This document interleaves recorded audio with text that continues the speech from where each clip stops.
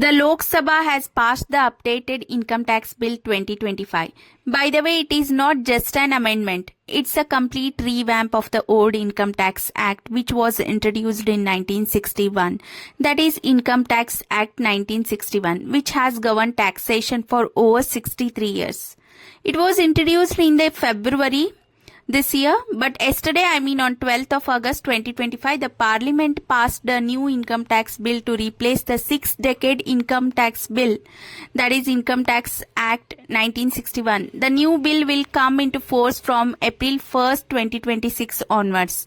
The new tax bill also incorporates recommendations from the Parliamentary Select Committee. The Finance Minister thanked the committee for its scrutiny, noting that over 75,000 person-hours went into drafting the legislation. So in today's video, we will see why we need this change and the key features of the new Income Tax Bill 2025.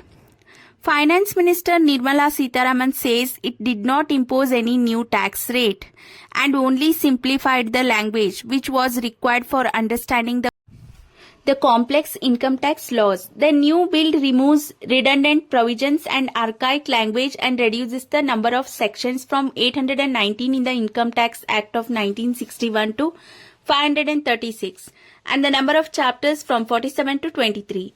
The number of words has been reduced from 5.13 lakh to 2.6 lakh in the new income tax bill. For the first time, it introduces 39 new tables and 40 new formulas, replacing the massive text of the 1951 law to an much easier or understandable format.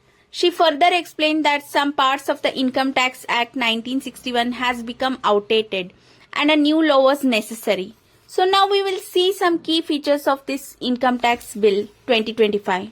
The proposed legislation reduces text volume and sections by approximately 50%, presenting provisions in a more straightforward and comprehensible manner. It simplifies the taxation timeline by eliminating the complex distinction between assessment year and previous year, introducing a unified tax year concept. The bill retains existing provisions for carrying forward losses, provides tax relief on anonymous donations to religious trusts, and adjusts MSME classifications to align with the MSME Act, incorporating the panel's suggested modifications.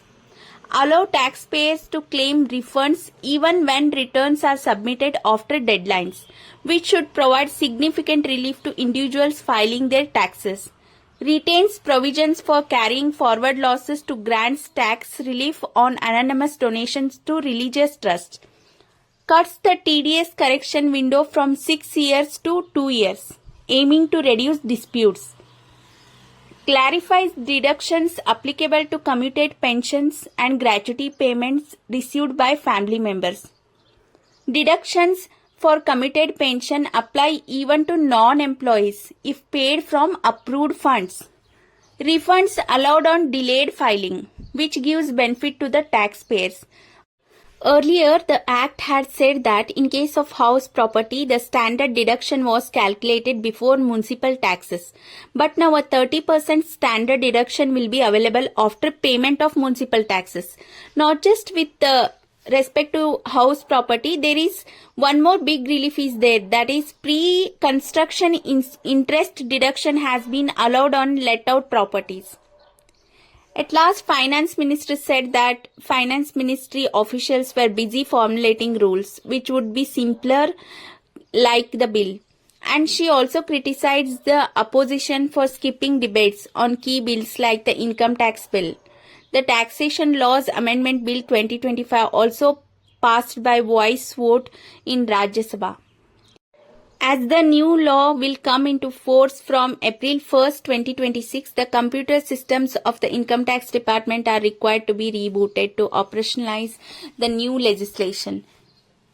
Experts are saying that this new revised tax bill will make tax compliance easier, improve transparency and bring India's taxation framework closer to global best practices. That is it for now. Thank you for watching it and I will see you in the next one.